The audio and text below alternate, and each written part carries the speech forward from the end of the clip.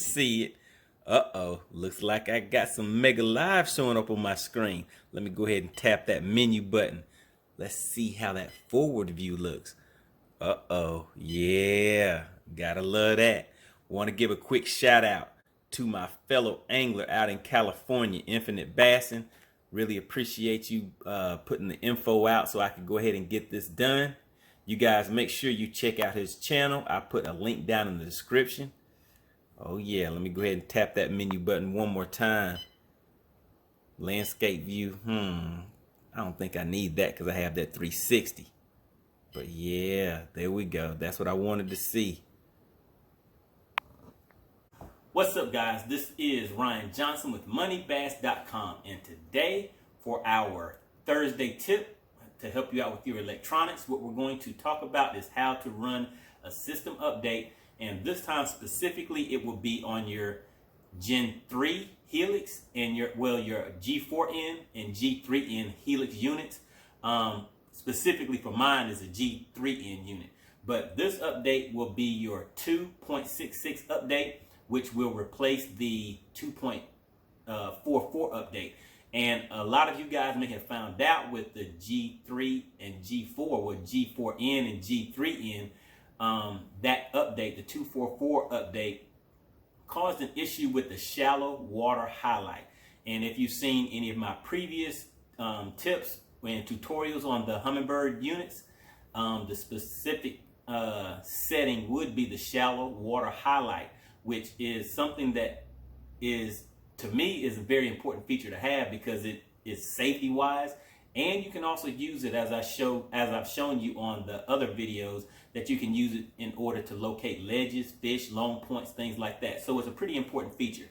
But the 2.66 update will fix that issue that you were having with the shallow water highlight. So the other thing that this does, the main thing for me, is that it is going to allow us to finally get our own view of Mega Live on our Humminbird systems, although we don't have the actual transducer yet, but we will at least be able to go into the settings. You want to go under the demo mode and you'll be able to view Humminbird's Mega Live system, where you can go in and adjust settings, check trails, do adjustments on the contrast, and whatever settings are in there. I have not seen it yet, but that's why I said for me, I'm kind of excited about it because at least it gives me something to play with a little bit until the actual system comes out. So let's see, before we get into it, as always, I want to just show some appreciation to you guys that have been continually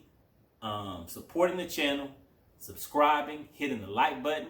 And as usual, guys, we're still growing. Things are moving pretty fast. I'm seeing the comments. I'm responding to all the comments. And like I said, I really appreciate it, guys. So let's go ahead and take a look at this screen and get into it so we can get this update done. And also, if you guys have your systems, G3 and G4 systems, go ahead and get this update done, because after this is finished, of course, the next follow-up will be going through some of these settings, getting things set up, and just getting used to that system. So whenever it does arrive and you get it on your boat, it won't be something new to you. You can go straight to the settings that you need, and you will be very familiar with the settings, the setup, and things like that. All right, guys, let's go ahead and get into it. So first, you want to go to Humminbird.com. Under there, once you're there, you're going to go to Support and go down to Software Updates. All right, now that we're on the software update screen, we're going to scroll. Let's see, that's the top of the screen. We're just going to scroll down, and I'm looking for the Helix 10. That's what I have at my console.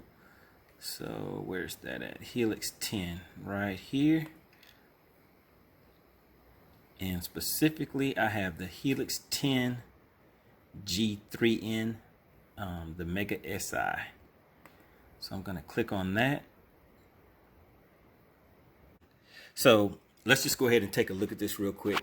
Please note, 2.28 must be installed prior to completing this update. Click the following link to complete that update first if you are currently running a version older than 2.28.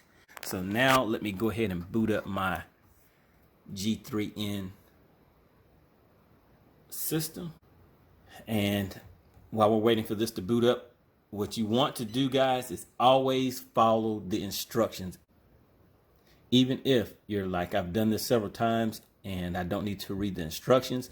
The problem with that is if you do something wrong and you do something critically wrong, you will have to send your unit back to Humminbird in order for them to repair it. So basically all I'm doing real quick, guys, I'm not going to have this on camera so the video won't be too long, but I'm just going to back up my waypoints from the units into my computer and also keep them saved on a separate chip. So that way I won't have any issue with losing my my waypoints that I have. All right, be right back. All right, so now that I have my system booted up and I have backed up my waypoints, I'm going to go back to this and just check the version that I currently have on there to make sure it's not a version older than 2.28. Well, the version that I currently have is 2.18. So that software version is older than the recommended version, than the required version that they have, which is 2.28. So I will have to go ahead and do that update first. Read through these instructions because, like I said, you don't want to miss anything, because if you do something incorrectly, which they do explain in here, if something is done wrong or if the power shuts off during the update itself, you will have to send your unit into Humminbird in order for them to reset it and get everything back operable. All right, and real quick, some of the software prerequisites. You will need a working micro SD reader, writer device attached to your PC, and formatted 32 gig or smaller class 10 or MMC SD card. All right, so make sure you have those ready to go before you get started, guys. I'm just going to download the 2 updates and I will be right back. All right, so this is where we get into the instructions. First, I want to go ahead and restore my defaults, and it has the instructions in there for you. So you hit the menu button twice. You're going to go to the setup tab, go down here to restore defaults, the right arrow, and then restore defaults, yes, no. Then you want to hit yes to restore defaults.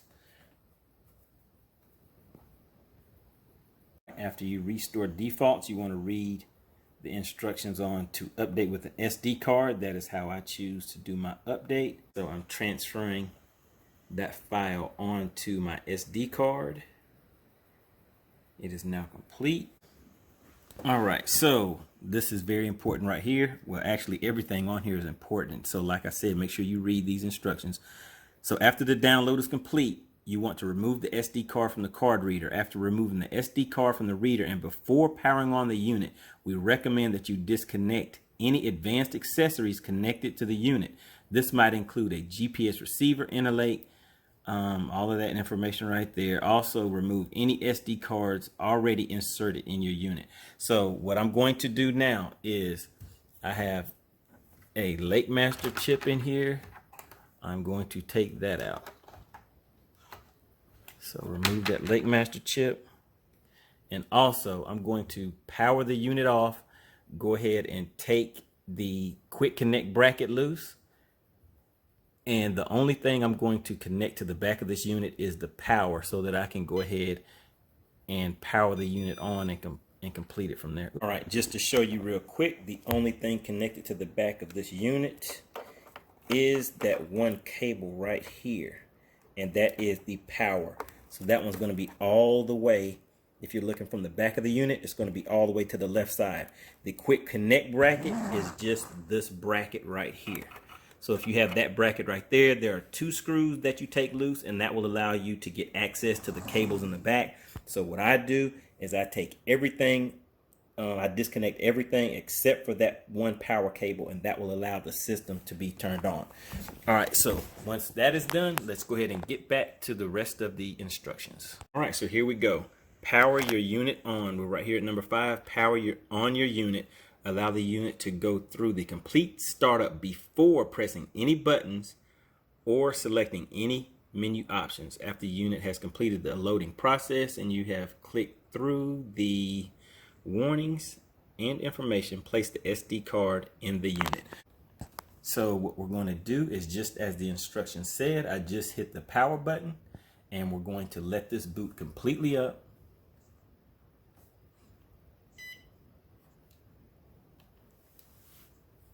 And take the SD card from the computer,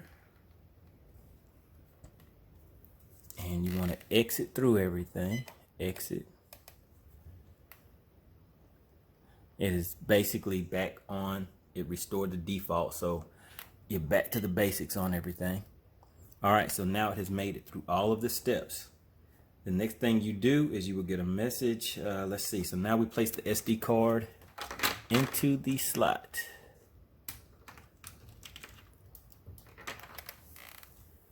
You will get a message on your unit saying, replacing the software on this unit will restore the factory defaults. Losing power during this process may corrupt the unit and require shipment to Humminbird service, which is not covered under warranty. Replace software version 218 with version 2.28. And remember, I have to do this step first because I have 218 and not 228. If you already have 228, then you would not have to do this step and you will be uploading to 266. So I want to go ahead and hit yes. Abort software update. No. All right, there we go.